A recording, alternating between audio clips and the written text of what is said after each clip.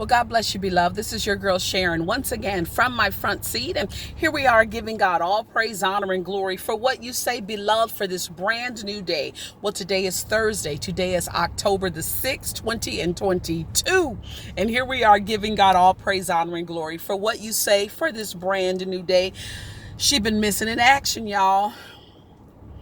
I tell you, it's been several months. I've been blessed to work from home, and I just be sleeping to the last minute.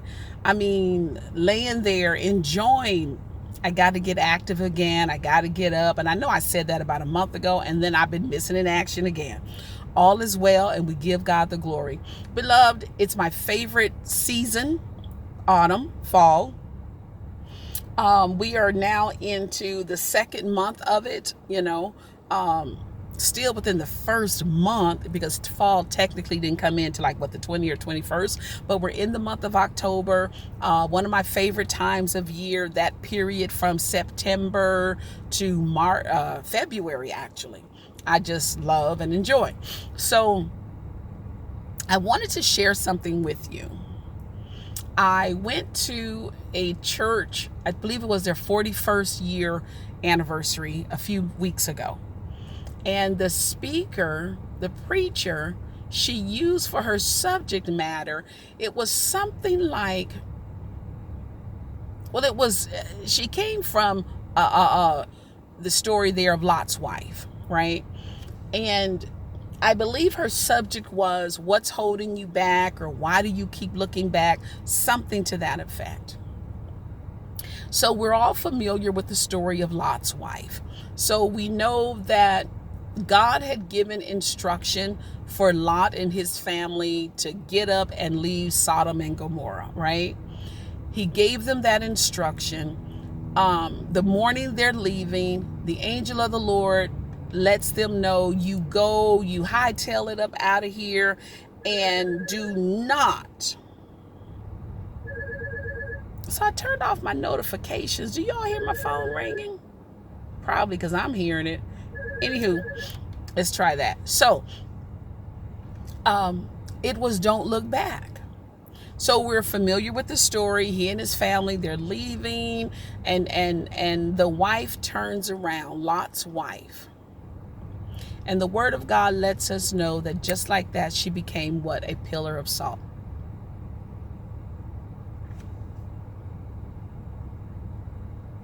Oh, Lord, the third chin looked like it's wanting to come back. I'm sorry.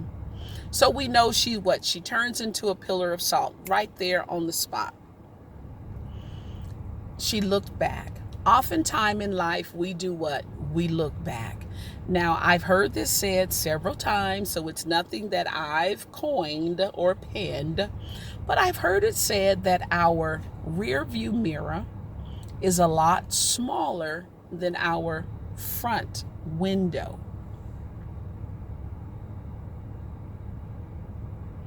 So the rear view is here, and it's here for safety reasons, because a good driver knows that every now and then you need to check your side view, you're to check your rear view, and this gives you just enough space to see what's happening behind you.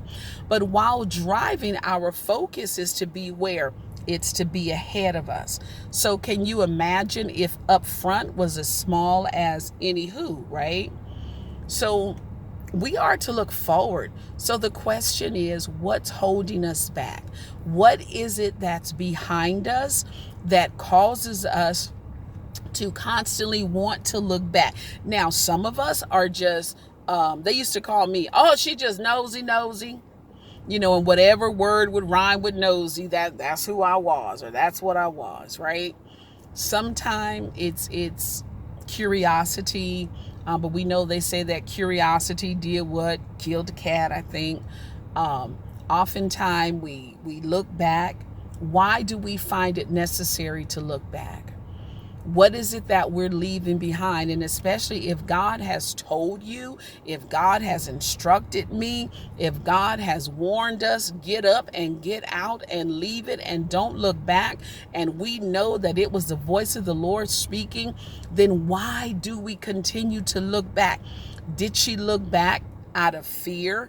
That's where we want to go. Beloved, oftentimes what holds us back is fear. Oftentimes what holds me back is fear. Fear of what?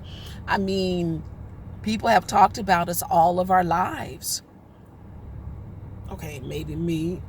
Folk have always, we have got to not look back. We've got to look ahead. So I want to encourage you, to walk by faith and not by sight, and look ahead. Look to Jesus. Look forward. Press towards the mark.